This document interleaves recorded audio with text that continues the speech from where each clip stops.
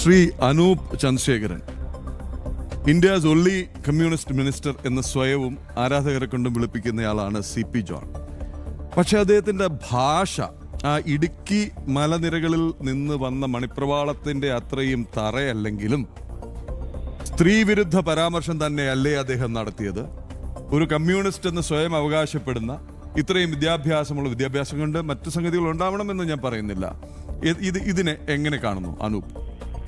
എനിക്ക് തോന്നുന്നു CP John വെറുതെ അങ്ങ് പറഞ്ഞാണെന്ന് എനിക്ക് തോന്നുന്നില്ല, ഒരു അബദ്ധം പറ്റുകയാണെന്ന് എനിക്ക് തോന്നുന്നില്ല. കാരണം CP ജോണിനെ സംബന്ധിച്ചുള്ള CP ജോൺ അങ്ങനെ വെറുതെ വെട്ടി തുറന്ന് പറയുന്ന ഒരാളല്ല. അപ്പോൾ അദ്ദേഹത്തിൻ്റെ വ്യക്തിപരമായിട്ട് നമുക്ക് എല്ലാവർക്കും അറിയാവുന്ന ഒരാളാണ്. അദ്ദേഹത്തിൻ്റെ രാഷ്ട്രീയ ചരിത്രം അറിയാവുന്നതാണ്. അദ്ദേഹത്തിൻ്റെ കാലത്താണ് കേരളത്തിൽ ഈ KSU എന്ന് പറഞ്ഞ സംഘടന സജീവമായ കാലഘട്ടത്ത് അവിടെ നിന്നാണ് SFI കേരളത്തിലെ കലാലയങ്ങൾ പിടിക്കുന്ന CP ജോണും സുരേഷ് കുറുപ്പും പ്രസിഡന്റും സെക്രട്ടറിയായ കാലഘട്ടത്തിലാണ്.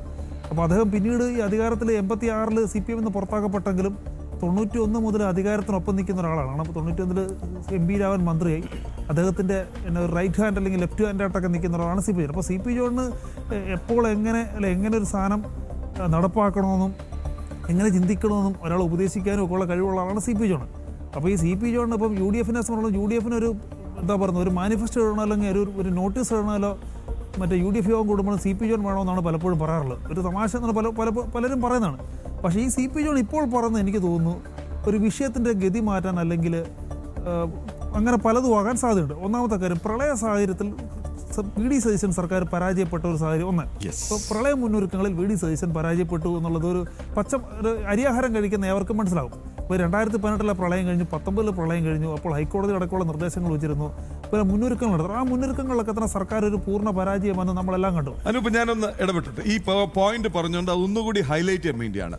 അതായത് ഇപ്പോൾ ഈ കോൺഗ്രസ് വൃത്തങ്ങൾ ന്യായീകരിക്കുന്നത് 74 ദിവസമല്ലേ ആയുള്ളൂ, 75 ദിവസമല്ലേ ആയുള്ളൂ, കഴിഞ്ഞ 8 വർഷം എന്ത് ചെയ്തു എന്നുള്ളത്. ഇതിന് 2 വശങ്ങളുണ്ട്. ഒന്ന്, പ്രളയം, വൈദ്യുതി ക്ഷാമം, ക്ഷേമ പെൻഷൻ, ക്ഷേമ പദ്ധതികൾ, പെൻഷൻ കുടിശ്ശിക, ഇതിൽ ഏത് പറഞ്ഞ് വിമർശിക്കാൻ CPM നാവെടുത്താലും അപ്പോഴേ അടിച്ചിരുത്തുന്നുണ്ട്. കാര്യം അത്ര ക്ഷേമമായിരുന്നു അവരുടെ 10 വർഷത്തെ ഈ രാജഭരണം.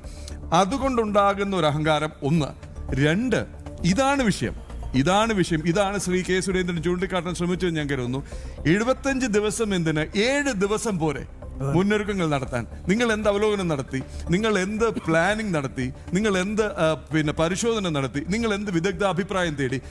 നിങ്ങൾക്ക് എല്ലാം അറിയാം. ഇപ്പം ശരിയാണ്, പ്രകൃതി ദുരന്തം എപ്പോൾ എവിടെ ഉണ്ടാകുന്നു എന്ന് വളരെ മുൻകൂട്ടിയൊന്നും പറയാനാവില്ല. പക്ഷെ മഴ വരുന്നുണ്ട്, മഴക്കാലമായാലും ഇവിടെ എവിടേക്കാ ഗൗതമനന്താരൻ കഴിഞ്ഞ ദിവസം വെള്ളത്തിലിറങ്ങിയെന്ന് എവിടെയായിരുന്നു? പാണ്ടനാടല്ലേ. പാണ്ടനാടിനൊരു ചരിത്രമുണ്ടല്ലേ. പാണ്ടനാട് കരച്ചിൽ നമ്മൾ കേട്ടതാണ്. ഒരു മന്ത്രി വരെ നിലപിടിച്ചതാണ്. അത് വലിയ വിവാദവുമായതാണ്. സജി ചെറിയ.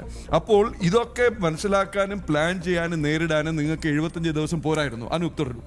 ഞാൻ പറഞ്ഞു വെച്ചെന്ന് ഇങ്ങനെയുള്ള ചില പരാജയങ്ങൾ മറികടക്കാൻ അല്ലെങ്കിൽ പരാജയങ്ങൾക്കൊരു മറ പിടിക്കാൻ വേണ്ടി അദ്ദേഹം പറഞ്ഞതാണെന്ന് നമുക്കൊരു പക്ഷെ പറയാം.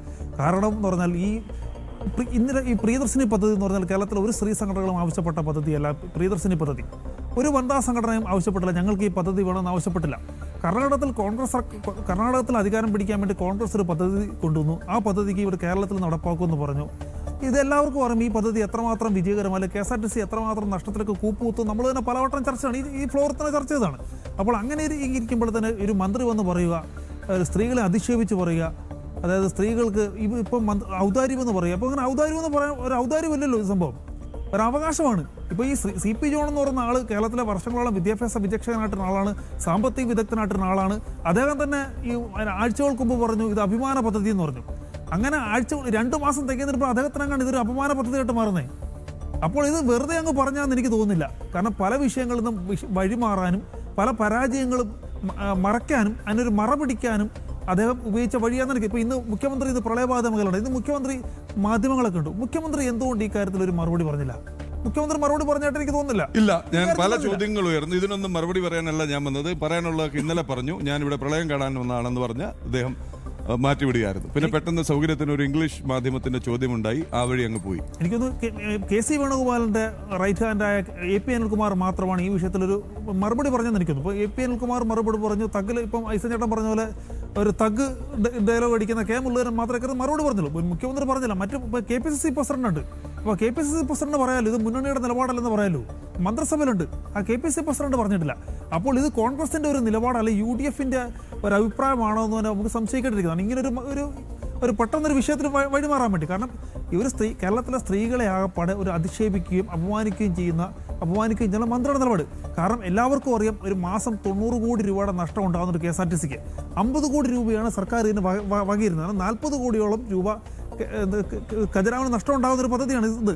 പക്ഷേ ഇത് കേരളത്തിലെ പല സാമ്പത്തിക വിദഗ്ധരും പറയുന്ന പോലെ ഒരു മൈക്രോ എക്കണോമിക്സിൻ്റെ അല്ലെങ്കിൽ അതിൻ്റെ ഒരു സാമ്പത്തിക ശാസ്ത്രങ്ങളുണ്ട് ഇതുകൊണ്ട്. ഇപ്പോൾ സ്ത്രീ ശാക്തീകരണത്തിന് വലിയ മാതൃക എന്നാണ് പറഞ്ഞത്. പക്ഷേ പെട്ടെന്ന് സ്ത്രീ ശാക്തീകരണത്തിന് മാതൃക എന്ന് പല കോൺഗ്രസ് നേതാക്കളും കൊട്ടിഘോഷിച്ച പദ്ധതിയെ ഒരു രാത്രി കൊണ്ട് അല്ലെങ്കിൽ ഒരു ദിവസം കൊണ്ട് ഒരു പ്രളയം വന്നുകൊണ്ട് കോൺഗ്രസ് അല്ലെങ്കിൽ UDF ഒരു പ്രധാനപ്പെട്ട മന്ത്രി തന്നെ പറയുന്നു, ആ വകുപ്പ് ഭരിക്കുന്ന മന്ത്രി തന്നെ പറയുന്നു, ഇത് സ്ത്രീകൾ തള്ളിക്കയറുകയാണ്, ഈ ഔദാര്യം കൈപ്പറ്റാൻ വേണ്ടി അല്ലെങ്കിൽ ഔദാര്യം കൈവശപ്പെടുത്താൻ വേണ്ടി സ്ത്രീകളുടെ തള്ളിക്കയറ്റം ഉണ്ടാകുന്നു. ഇപ്പോൾ അദ്ദേഹം പറയുന്നു സർക്കാർ സ്കൂൾ അല്ലെങ്കിൽ സർക്കാർ ആതുരാലയങ്ങളെ പറ്റി പറഞ്ഞു.